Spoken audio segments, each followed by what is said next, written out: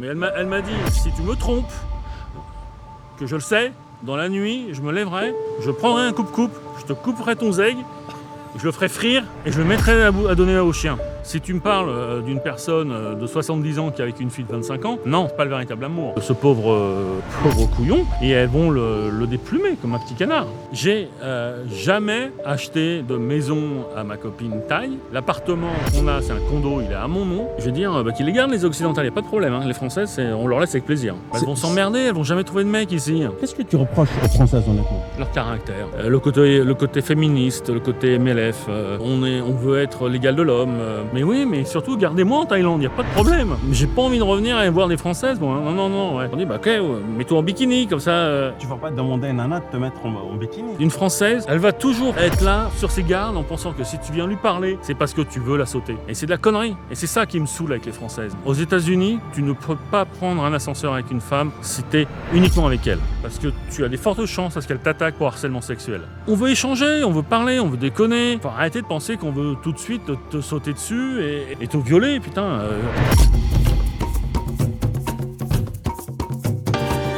Sabri Thai, en direct de Thaïlande, je suis à Bangkok. Récemment, j'ai entendu une phrase, ne viens pas en Thaïlande avec ta femme. Ne ramène pas ton sandwich au restaurant et aujourd'hui, on va éclaircir ça. Et avant de démarrer cette vidéo, je voudrais vous annoncer que j'ai une chaîne YouTube secondaire dans laquelle je vais poster pas mal de contenu original sur la Thaïlande et aussi du contenu plus personnel sur moi, sur ma vie ici en Thaïlande. Abonnez-vous à cette chaîne, je vous mets le lien en description juste en dessous. Il y aura une vidéo dans les quelques jours qui viennent. Il y aura pas mal de contenu très original, vous allez vraiment apprécier. Bonjour Étienne. Salut Sabri. Alors tu as dit qu'en Thaïlande, il fallait pas venir avec sa femme. Bah oui Sabri, je sais pas pour toi, mais généralement tu amènes jamais ton sandwich au restaurant. C'est chose qu'ils se font pas. Mais il y a beaucoup de femmes qui ont mal pris ou mal interprété ce que tu as dit. Oui, après les Françaises sont très susceptibles, donc c'est normal que les Françaises le prennent mal. Il faut comprendre la chose derrière, c'est que tu es dans un pays où tu as énormément de tentations et que un mec qui vient avec sa copine ou sa femme, qui décide de rester en Thaïlande, généralement tu ne rapportes pas ton sandwich quand tu vas au restaurant, Sabri. Tu prends ce que tu as sur place. Oui, ça, les femmes françaises, je veux bien le croire, elles sont tellement susceptibles que c'est pas une chose qui a dû leur plaire personnellement. Maintenant, il faut bien comprendre une chose, c'est que c'est une expression, c'est une image, et que quand tu es en Thaïlande, tu as tellement de tentations ici que une personne qui vient avec sa femme ou sa copine, derrière, ça va être très compliqué pour lui. Compliqué à quel niveau?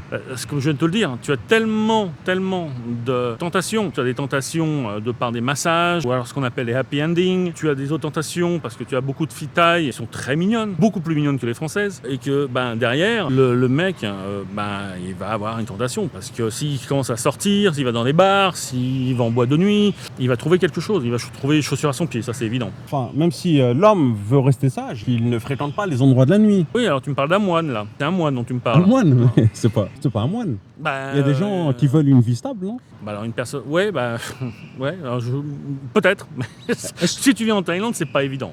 Est-ce que tous les hommes, pour toi, sont obligés de passer par la case bar, discothèque, femme, en venant ici en Thaïlande? T'es pas obligé, c'est pas une obligation. Maintenant, c'est une tentation. Si t'as entre 25 et 45 ans, t'aimes faire la fête, t'aimes sortir, t'aimes aller boire des verres avec tes copains, t'es social, tu vas avoir un nombre de tentations extrêmes. C'est pas une obligation. Mais par contre, c'est quand même excessivement dur de pouvoir y résister. Selon toi, un homme peut venir avec sa femme passer des vacances? Bien sûr, ouais. Mais il y a toujours la tentation. Aussi, bien sûr, ouais. Après, attention, si l'homme il vient passer ses vacances dans un resort à Phuket, où il va rester dans le resort à Phuket avec sa femme et ses enfants, ok, bien sûr, totalement safe. Maintenant, moi je te parle d'une personne qui va venir à Bangkok ou à Pattaya et qui va sortir dans les endroits publics pour aller boire des verres, pour aller manger, pour aller en boîte de nuit. Là, c'est totalement différent. Donc pour toi, celui qui résiste à la tentation, c'est un moine? Ah oui, ouais. Un homme normal ne peut pas résister? Ou alors, il faut qu'il soit très fort. Mais tu peux pas imaginer comme une Thaïlandaise, si elle est vraiment mignonne, comment ça va être difficile de pouvoir résister à elle. Ouais. La première vidéo qu'on a faite ensemble, toi, tu semblais avoir résisté à tout ça. Pourquoi toi, tu arrives à résister et les autres hommes n'arriveraient pas à résister? Parce que moi, j'ai une femme thaï. Ouais.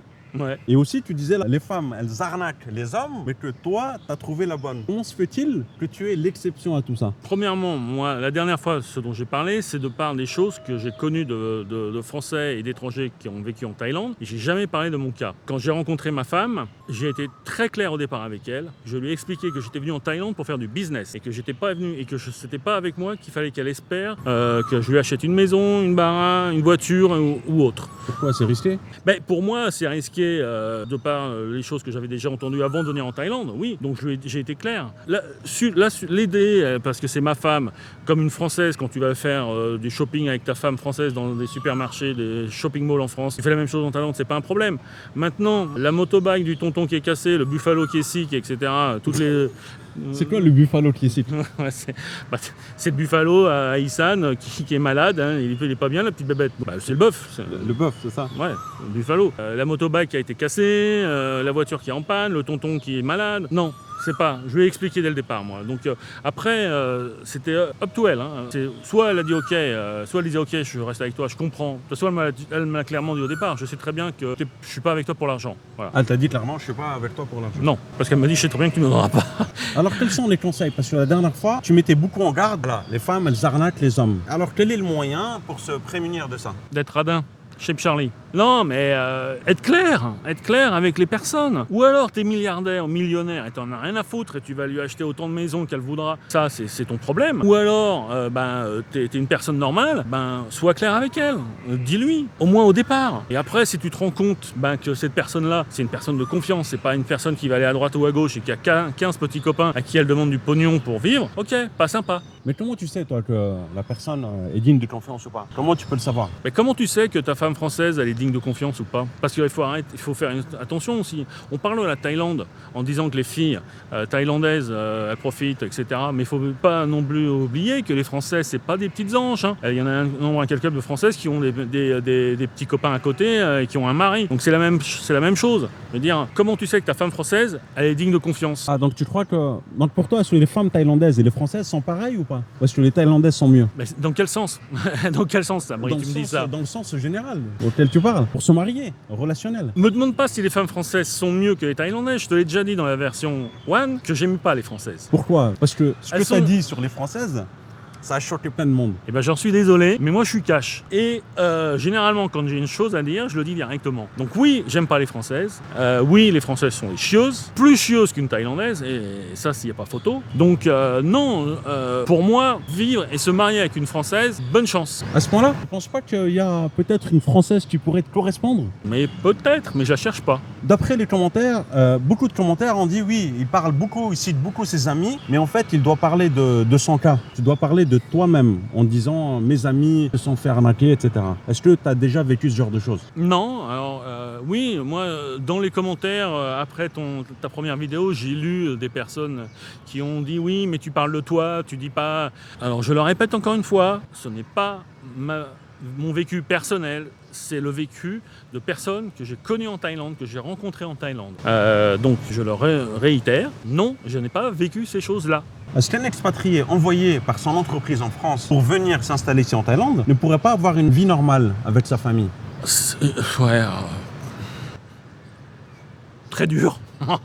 très dur. Très à ce point-là? Mais alors, il a une vie de moine. C'est-à-dire qu'il va au bureau, il rentre chez lui à la maison. Ok. Là, oui, je suis d'accord. Il a une vie de moine.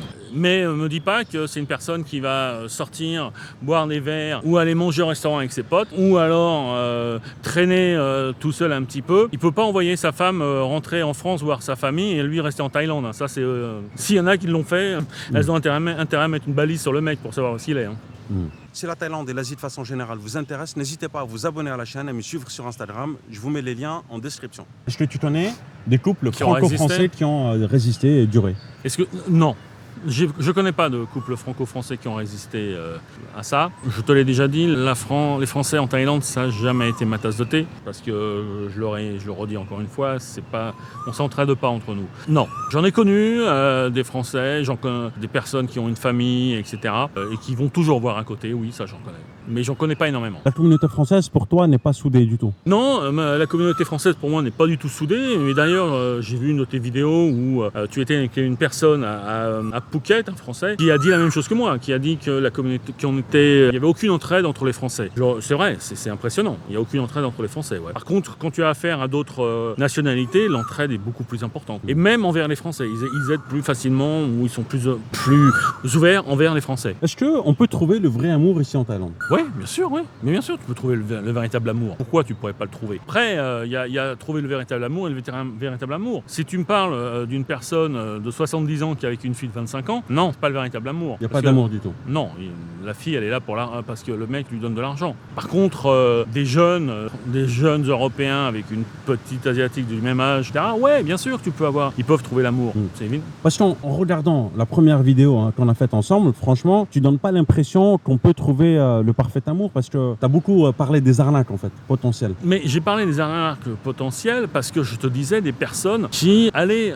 ou décidaient de sortir des filles des bars. Là, ouais. Maintenant, si tu me parles de filles qui sont d'un certain niveau social en Thaïlande, bonne famille, ouais. Tu peux trouver l'amour. Donc la dernière fois, tu parlais des arnaques, pardon de t'interrompre, mais tu parlais du monde de la nuit. Ouais. Donc beaucoup ont pensé que tu généralisais. Non, ils ont tort. C'est pas une généralité.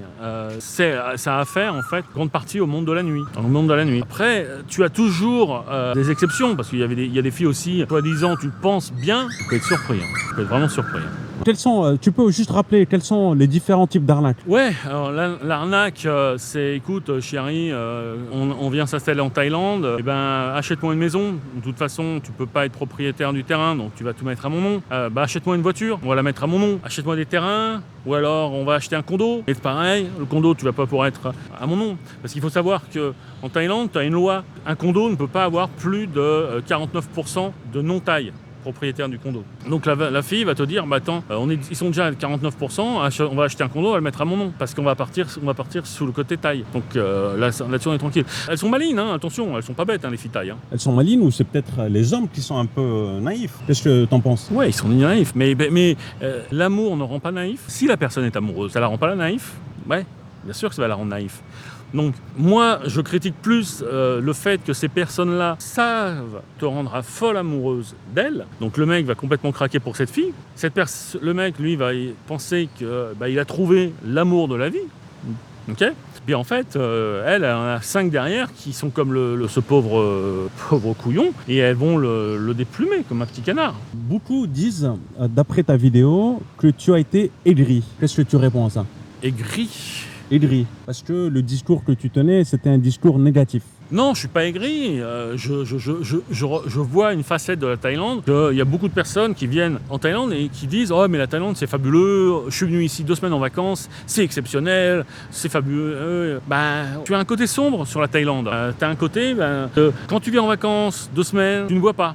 Tu vas en fait le découvrir petit à petit. Aigri peut-être? Je pense pas, non. Est-ce que honnêtement, tu t'es fait arnaquer ou pas? Tous les exemples que tu as donnés. Non. Est-ce que non? Non. T'es jamais. Jamais quoi? J'ai jamais acheté de maison à ma copine Thaï. L'appartement qu'on a, c'est un condo, il est à mon nom. T'as jamais mis un appart au nom de quelqu'un d'autre? Non. Mais de toute façon, moi, le jour où je mourrai, ça sera pour elle ou sa famille. Donc je ne vois pas pourquoi je le mettrai à son nom. C'est à nous. Prochain commentaire, le mec dit « Toutes les Thaïs sont des profiteuses et ont plein de maisons. » Mais il est marié avec une Thaï. Il n'y a pas un souci là-dedans? Non, parce que la personne n'a pas compris ce que je disais. On reparle des filles qui profitent de toi parce qu'elles sont d'un certain milieu, qui est le milieu majoritairement de la nuit. Et elles vont avoir, comme je l'ai dit, des personnes qui vont les subvenir, leur donner du pognon. Maintenant, si tu vis avec une fille thaïlandaise, qui est ta femme, je vois pas la différence, quoi. Non. Qu'est-ce qu'il faut faire pour donner envie, quand même, aux Françaises de venir visiter la Thaïlande? Tu leur donnes pas forcément envie. Aller au Cambodge. Et pourquoi pas la Thaïlande? Mais il y en a déjà trop ici. Des femmes françaises?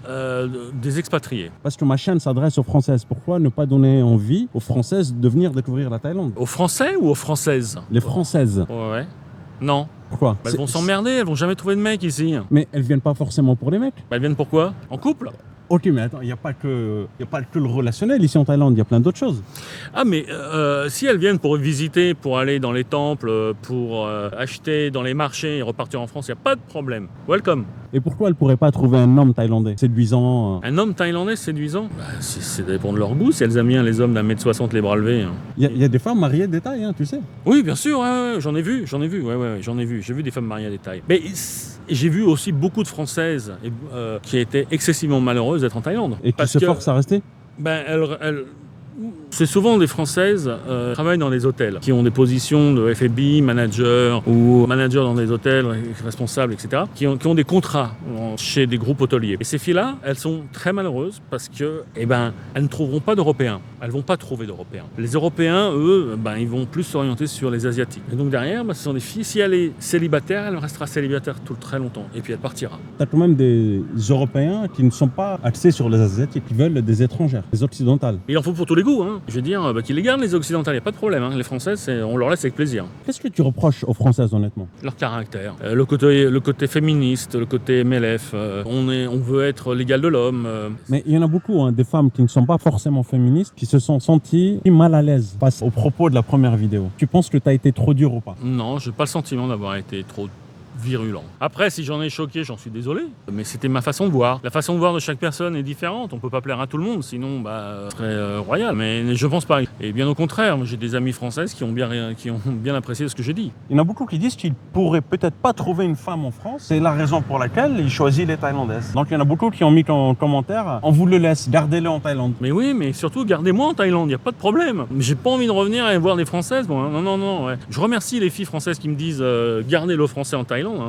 C'est avec plaisir. Mais il y en a beaucoup qui disent il n'y a pas de Française qui voudrait de lui en France. Est-ce que c'est vrai ça ou pas? Oui, sûrement, oui, bien sûr. Et moi, j'ai jamais. Oui. Donc les Françaises ne veulent pas de toi en France en fait, aussi? Peut-être, mais moi, j'en veux pas. Peut-être qu'elle veut pas de moi. Est-ce que tu as déjà essayé des Françaises en France? Non, moi, quand j'ai été en France, j'ai été exclusivement avec des étrangères. C'est-à-dire? J'ai été avec des Allemandes, des Italiennes, des Norvégiennes, des Croates, des Espagnols. Et tu vas me dire que dans toutes ces nationalités, il n'y a pas de féministes? Moins fort qu'en France.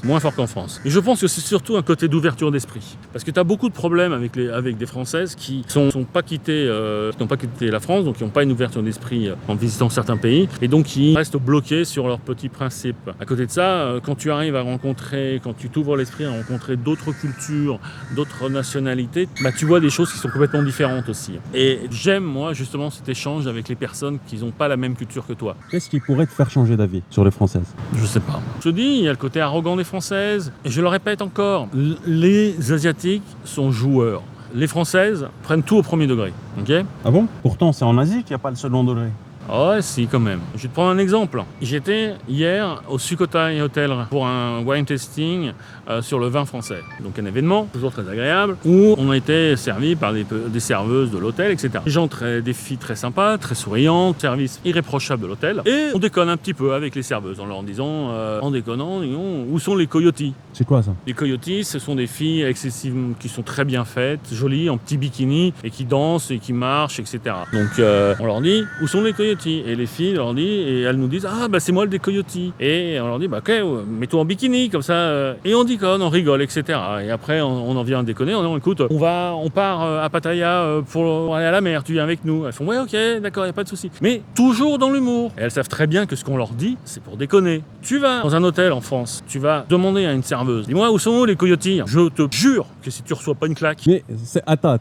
C'est un peu normal. Tu vas pas demander à une nana de te mettre en bikini. On lui a pas demandé de se mettre en bikini, on lui a demandé où étaient les coyotes. Et après, c'est elle qui nous a dit, c'est moi la coyote. Et donc on lui a dit, tu vas être en bikini, tu vas te mettre en bikini. En rigolant. Je réitère ce que je suis en train de te dire. Va au Georges V à Paris, demander à une serveuse où sont les coyotes, et la fille va te regarder directement, et je pense qu'elle te mettra une claque dans la gueule. Les serveuses et les filles en Thaïlande sont joueuses, sont séductrices, ce que n'est pas une Française. Une Française, elle va toujours être là, sur ses gardes, en pensant que si tu viens lui parler, c'est parce que tu veux la sauter. Et c'est de la connerie. Et c'est ça qui me saoule avec les Françaises. Les hommes ont peur des femmes aujourd'hui, en France? Ouais, bien sûr, ouais.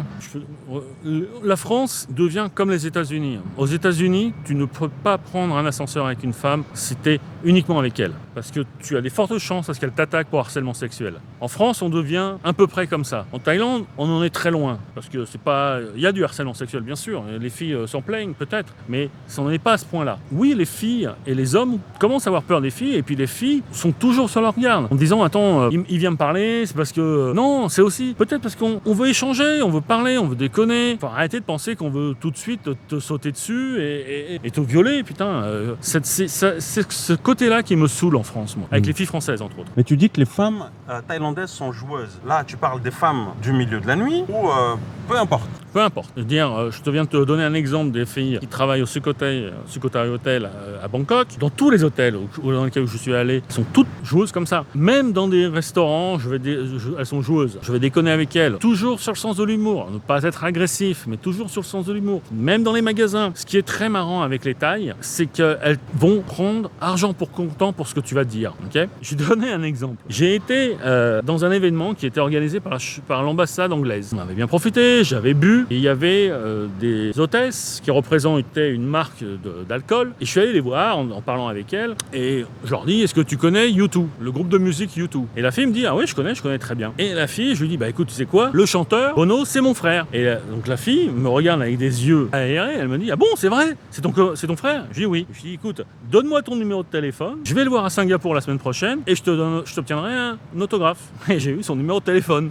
Si tu leur dis quelque chose, elles le prendront pour argent comptant. C'est très marrant, c'est très drôle. Oui, mais là, tu l'as eu quand même. Tu l'as arnaqué du coup. Je l'ai arnaqué. Mais je l'ai arnaqué dans le fait de lui avoir pris son numéro de téléphone. Le fait est que le lendemain, je l'ai perdu, son numéro de téléphone. Donc... Tu l'as plus revu alors? Non, j'étais tellement pas frais que je sais pas où il est parti, le numéro de téléphone. Et elles sont toujours là pour argent comptant. Tu leur dis tout et n'importe quoi, elles vont te dire, bon, c'est vrai, vous faites comme ça en France? On fait comme ça. Est-ce que ton épouse, qui s'appelle le Dragon, c'est ça? Oui. Elle prend tout pour argent comptant aussi? Non, plus maintenant. Parce qu'elle me connaît. Tu as déjà utilisé cette carte là? Oui, suffisamment. Donc elle sait très bien qu'il faut prendre 80% de ce que je vais lui dire si elle le voit que je suis pas très frais. Que je commence à dire des choses. Elle va dire, oh là, attention. Est-ce que tu vas boire des verres de temps en temps, manger au restaurant avec des amis? Bien sûr. Oui? Bien sûr. Et est-ce que tu es droit? Alors moi, généralement, quand je vais manger avec mes amis, c'est dans les des restaurants, des hôtels, les buffets, donc ouais, je suis droit. Boire des verres aussi? Je vais boire... Non, je vais pas dans les pubs en Thaïlande, je vais boire dans les wine tasting. Donc est-ce que, vu que tu es droit, tu es donc un moine ou pas? Est-ce que... Ah, tu rebondis sur ce que je t'ai dit, Sabri. Oui. Oui, si on veut, je peux être un moine, puisque j'ai une femme, donc ouais, si on veut. J'ai une femme thaï. Jamais d'écart? Non, jamais. Jamais d'écart? Jamais. De toute façon, elle m'a très bien dit... Je le jure. Oui, je le jure, mais elle m'a dit, si tu me trompes, que je le sais, dans la nuit, je me lèverai, je prendrai un coupe-coupe, je te couperai ton zeg, je le ferai frire et je le mettrai à donner au chien. Si tu veux, à côté de ça, quand on te dit ça, j'ai pas spécialement envie d'aller voir ailleurs. Tu penses qu'elle serait capable de le faire? Ouais. Ouais. Mais il y a des Thaïs qui l'ont fait. Il y a des Thaïs qui l'ont fait. Ah bah, il y a des Thaïs qui ont coupé le du mec, de leur copain, parce que le mec copain est allé voir une fille à côté. Ouais, il y a des Thaïs qui l'ont fait, c'est connu. T'as pas peur? T'as pas peur de rester avec une femme qui pourrait te couper ton sexe? Mais pourquoi avoir peur à partir du moment où tu le sais? T'es au courant, donc tu vas pas faire de conneries. D'accord, donc là en fait t'es droit parce que t'as peur de te faire couper le zed. Et parce que je l'aime. Parce que je l'aime. Et j'ai pas envie d'aller voir à côté. Tu sais, hein, il faut toujours se méfier. Hein. Tu penses toujours que l'herbe est plus verte dans le jardin du voisin, donc tu vas vouloir y aller, mais tu peux être surpris. Alors, je pense qu'il y a des hommes qui sont exactement comme toi, qui pourraient aimer leur femme française et qui pourraient vivre sereinement ici en Thaïlande. Mais bien sûr, tu peux. Tu sors pas. Tu vas pas dans les bars. Mais tu sors toi et tu vas dans les bars. Mais moi, je vais pas dans les bars, je vais dans les wine tasting. C'est des hôtels qui organisent. Donc si tu veux, je vais pas rencontrer de filles qui vont me tourner autour. Je suis avec un groupe de potes, on est une dizaine, on est que des mecs, on passe la soirée là, et je les quitte en disant, attention, j'ai un couvre-feu à 11h, moi, je rentre chez moi derrière. Hein. Ah d'accord, t'as un couvre-feu? Ouais. Tu vis un peu sous pression ou pas? Franchement, honnêtement, entre nous. Entre nous. Est-ce que tu vis un peu sous pression? C'est parce que je l'accepte, la pression, je l'accepte. Parce que moi, ça me fait mourir de rire quand elle me dit, écoute, tu dois rentrer à 11h. Voilà. C'est tôt quand même hein, pour la Thaïlande. Quand tu sais que la plupart rentrent à 4h du matin, 5h, 6h. Mais ouais, tout à fait, c'est tôt pour la Thaïlande. Alors, il faut savoir, j'ai plus 20 ans non plus. Moi, des bringues en France, j'en ai fait, hein, et pas mal. Beaucoup même. quand je travaillais dans ma société française. En France, j'en ai fait beaucoup. Je crois que tu connais le milieu de la pharmacie, hein, Sabri. Des conventions de fin d'année dans les entreprises, je veux dire que je vois comment tu souris, donc tu vois très bien ce que tu veux dire, hein, Sabri. Non, mais va au bout de ta pensée, dis-moi, qu'est-ce qui se passe? On sait très bien ce qui se passe dans ces conventions de fin d'année de pharmacie. Ils t'emmènent à l'étranger dans des pays pendant 5 jours où c'est open bar, donc tu bois autant que tu peux boire, c'est complètement déluré, c'est open sex aussi, ça va de chambre en chambre, donc tu veux, donc moi de ce côté-là, en Thaïlande, j'ai pas le besoin obligatoirement de dire il faut que je me coûte à 4h du mat. Puis à côté, je bosse ici, hein, je travaille, donc pas me permettre de me... T'as un business, c'est ça? Ouais. Ça marche bien? Oui, on est leader en produits de décoration d'intérieur. On est leader ici, on est leader en Thaïlande. Ça fait combien par mois à peu près? Moi, plus de 200 000. Plus de 200 000 bahts par mois. Est-ce que tu te projettes encore longtemps en Thaïlande? Oui. Tu m'as dit que le Cambodge, le Vietnam était sympa. Si tu me parles de vouloir vivre dans un autre pays, non. Maintenant, si tu me parles de me projeter dans d'autres pays pour du business, oui, bien sûr. Ouais, mais de toute façon, je me projette déjà dans d'autres pays puisque je fais du business au Vietnam, au Cambodge, bientôt en 2023 à Singapour aussi, j'espère, hein, si tout se passe bien. L'Asie, ouais, l'Asie. Est-ce qu'il y a une différence flagrante entre les Thaïlandais, les Cambodgiens et les Vietnamiens? Est-ce qu'il y a une différence flagrante? Oh putain, oui, qu'il y a une différence flagrante. Cambodgiens, Vietnamiens, ce sont des Khmers. C'est un peuple très très dur. Et c'est un peuple, quand il a quelque chose à te dire, il va te le dire directement. Ils n'ont pas peur de se critiquer les uns et les autres, de s'engueuler l'un l'autre. Tout le contraire du Thaïlandais. Le Thaïlandais, il veut surtout ne pas avoir de conflit. Au boulot, pas de conflit. Donc, on zappe. On ne dit rien. Surtout, pas perdre la face. Donc, on dit encore rien. Donc, ouais, bien sûr qu'il y a une énorme différence entre les Vietnamiens, Cambodgiens et Thaïlandais. Ouais, c'est évident. En plus, les Vietnamiens et les Cambodgiens, ils ont un énorme avantage. Ils parlent très bien l'anglais. Je ne parle pas du tout les Thaïlandais. Tu penses que les Thaïlandais veulent éviter les problèmes à tout prix? Bien sûr, ouais, ils veulent pas de conflit.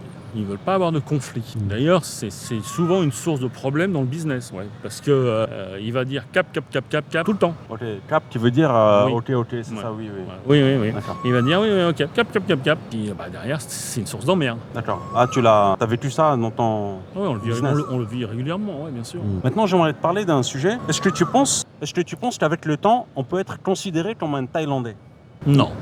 Ce que tu veux me dire, est-ce qu'un étranger peut s'intégrer ou veut s'intégrer totalement avec les Thaïlandais? Non, c'est impensable. De toute façon, le Thaïlandais te dira toujours tu es un Farang, puis tu n'es pas un Thaï. Ils te le diront tout le temps. Donc, si toi, en tant que Français ou autre nationalité, hein, tu veux dire bah non, moi je veux être 100% comme les Thaïs et avoir la mentalité comme les Thaïs. Un hélicoptère, petite pause, hélicoptère. Il y a le feu. Ouais, non, si l'étranger veut se dire, bah écoute, moi, je veux penser comme un Thaï, faire comme les Thaïs, ou être comme ça, et qu'en fait, tu viens d'un pays européen, oublie, c'est pas possible, c'est inimaginable. En fait, tu veux dire que t'as beau fournir tous les efforts, être marié avec une Thaïlandaise, avoir des enfants, c'est pareil. Mais tu seras jamais accepté 100% par les Thaïlandais, jamais. Même si tu parles le Thaï, tu seras jamais accepté 100%. Ici, tu as la nationalité Thaï. Ouais, bah tu peux l'avoir la nationalité Thaï.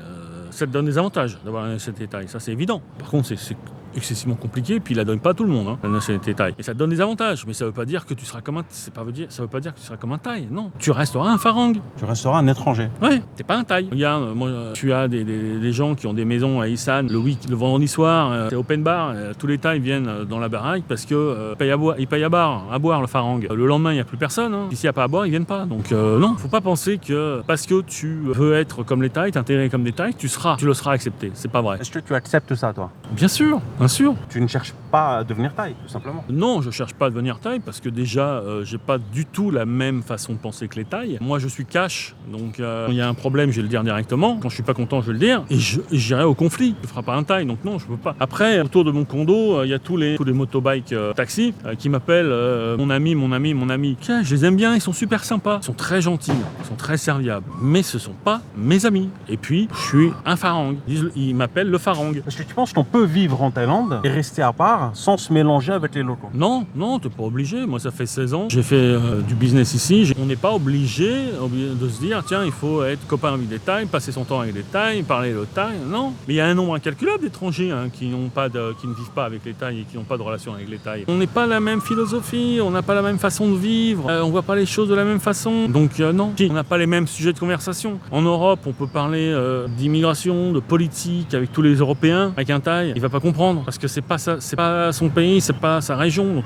ouais, non, je pense pas. C'est la deuxième fois que je fais une vidéo avec toi. Donc la première, j'ai vu un nombre incalculable de commentaires. Ce que je veux dire, c'est que je comprends pourquoi certains adolescents qui font des réseaux sociaux quelque chose d'excessivement important pour eux arrivent à se suicider. Et je trouve ça regrettable. C'est pas un défouloir. Hein. Ok, on peut commenter, on peut dire des choses, on peut pas être d'accord ou on peut être d'accord. Mais c'est pas une raison d'être excessivement impoli, agressif en commentaire. Moi, je m'en fous. Je veux dire, je vis pas de ça, je passe pas ma vie à mon nez sur mon téléphone à regarder Facebook et tous ces trucs-là. Mais je réalise que pour des adolescents qui sont dans ce monde-là, les pauvres, s'ils font quelque chose qui ne plaise pas aux autres dans les sociaux médias, ils en prennent plein leur gueule. Et je les plains énormément. Merci Étienne pour ton partage d'expérience. Bonne journée. Je vous mets 2 autres vidéos que vous pouvez regarder. N'hésitez pas à vous abonner à la chaîne, à me suivre sur Instagram. Prenez soin de vous et je vous dis à très bientôt. Ciao, ciao.